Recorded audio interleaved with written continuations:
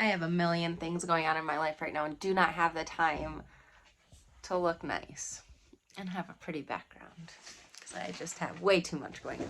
But this Fiducia Supplicans article, you guys, calm down.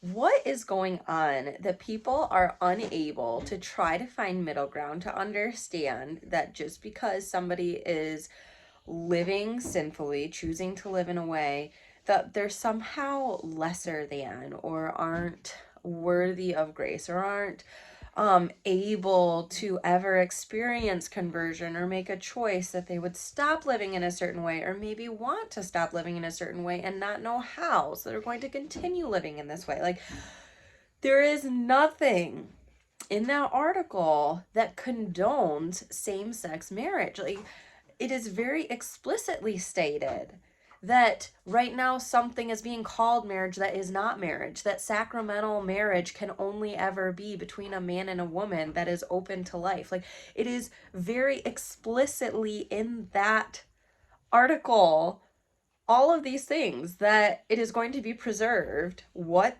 church doctrine teaches as marriage, as man and woman open to life. Like, nothing else ever can be sacramental marriage in the church. We know this. And the fact that people are just like hating on Pope Francis, that they are, saying that he's whatever, the worst pope to ever live, and oh my gosh, we need St. Pope John Paul II stuff back, and this isn't like all the things. Like, guys, no, Pope Francis is our pope. He is sitting in the seat of Peter. You have to respect the papacy, period. The media today is wild. They have all kinds of headlines. I read somebody comment saying something like, oh, he knew what the headlines were going to say for this, like, and he did it anyway. Yeah, okay, great. I'm sure there's so much stuff that so many popes would have made headlines over in the past, But we live in a different day and age. No matter what he says, it's going to be misconstrued. It's going to be like twisted so that people like clickbaity type stuff and this and that. But this whole idea that just because somebody who's in a same-sex relationship can, seek a priest to say, hey, could you like bless me? Could you bless us? And not have it be in a formal setting. There can't be some sort of ritual that goes alongside it. Like, I'm not aware of priests that would like bless a house if it was an unmarried couple, same sex or not. Like, there are certain, like, I want to say like participles or whatever, I don't even know. Like, there are certain pieces that play into being able to be in a state of sacramental grace with the church, and there are things that priests know like are not aligned with sacramental living. And so there's nothing right now in this document that is going to change that. That's going to change what the church has always taught, how the church is going to approach things. As there's always been that anybody who seeks, if there's a gay person that asks for last rites, they can't be denied last rites. No one can. It's viaticum. It's an inherent right that we carry to seek God in our last moments, and only God can judge the sincerity of those moments. He's the only one that can judge if somebody doesn't get a chance to do last rites, whether or not they would have had they been presented the opportunity. Like, everything about heaven is so much in God's hands. Like, it is totally up to him who will be let in, who will not. He knows the heart. We're looking at like such a superficial level. We don't know why people are choosing, and this is coming from somebody who experiences same-sex attraction, who has always chosen to not pursue it in a tangible relationship. Like, there is so much into all of this that like, yeah. So anyway, but I'm reading these comments, I'm seeing these posts on Instagram of people being like, oh, the priest can, or, the Pope just said the same sex people can get married in the church now. It's like, you aren't even reading the article. You are not reading Fiducia Supplicans. Like, you are not, like, just look it up for 2 seconds. It's in the introduction. It will clarify any of that. And so, I don't know, this whole social media, clickbait, want to go viral, let's try to sound extreme and be extremists and all this stuff. Like, it is such a disservice to people who are truly seeking information. Obviously, like, none of these fact checkers, independent fact checkers, like nobody, like nothing's like, hey, this information is false. Let's talk about the article. Like there's all this misinformation about the church going on right now, and where are those fact checkers, right? Like, or are they not fact checking it because it is false and they aren't accurate in their fact checking abilities because they are unbiased and everything else. Like so many of these posts I'm seeing right now carry a high level of incorrect information and nothing's labeled. So I guess that also kind of tells me where their motives are, where their goals are, what it is that they're trying to hide, and what they actually care about, because actual truth seems to not be it.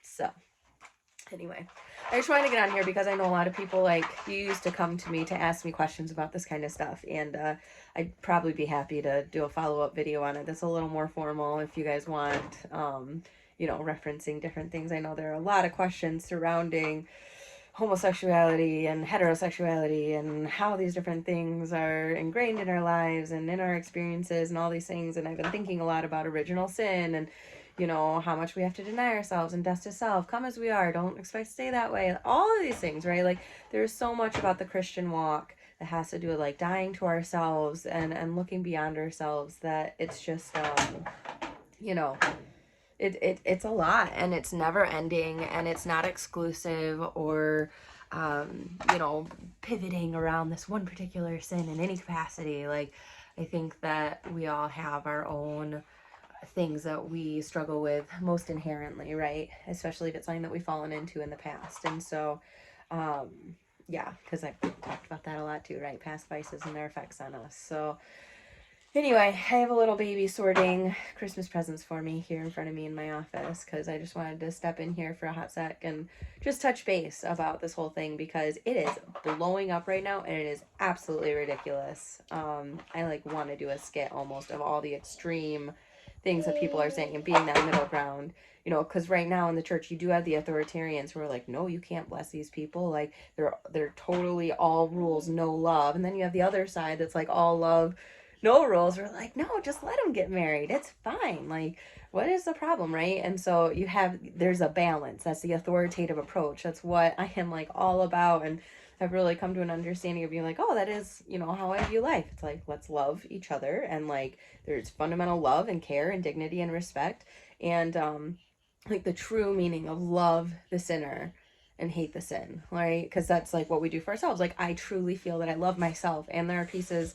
that I like have to fight against within myself to not succumb to. Like just the other night I was leaving Meyer and there was a really pretty Christmas wreath right outside, and I was like, man, I bet that if I tried to take that, nobody would question it. I'd just tell them like, oh, you know, I actually bought one. I saw them on my way and I let them know at the register that I wanted to buy one, so they just typed it in for me, and you know, I paid for this, and they wouldn't be like, oh, let me see the receipt, this or they'd be like, oh, okay, great, thanks, have a good night. Like they trust me because I look trustworthy, right? Like, I mean, because I ultimately am, because I didn't steal it, right? But I was still tempted. But my temptation doesn't define me. Like I'm not like, oh, I'm a stealer, I'm a thief because I wanted to steal it, or because I felt the desire to just be like, oh, I could fool them right now, I could trick the system, and I could, you know, I could get that, and I could get somebody to tell me that it's fine, you know, because I could just be like, yeah, no, I paid for it inside, it's no problem. And so anyway, so like, but that doesn't define me. My temptations don't define me. What I act on does. And so, so, you know, I do remain trustworthy, and I do remain, you know, vigilant in those things of being aware of what I'm experiencing and why I'm experiencing it, and then choosing what I know to be right, what I know to be good and true and wholesome, and that will aid me in my walk to virtue, because no one would have ever found out. Could have told my husband I paid for it, could have lied about it all the way along. Like, no one would have ever had to know that I didn't buy the wreath. And but I would have known, and God would have known, and that's who matters, right? My neighbors wouldn't have ever known. Like nobody would have known. And but anyway, so that's why it's like, you know what? God knows our heart. He knows everything about us. And just because you're tempted for something doesn't mean that has to define you. It doesn't mean that it's the epitome of who you are. It's what you do with those feelings. It's what you do with temptation that ultimately defines you and like puts you on whatever path it is that you're going to be on. Like we are in control of whatever path it is that we decide to walk down. So yeah, but those are my few thoughts for today. I gotta run, I can't stay any longer. But wild on social media today, I tell you. So God bless. I'll talk to you soon.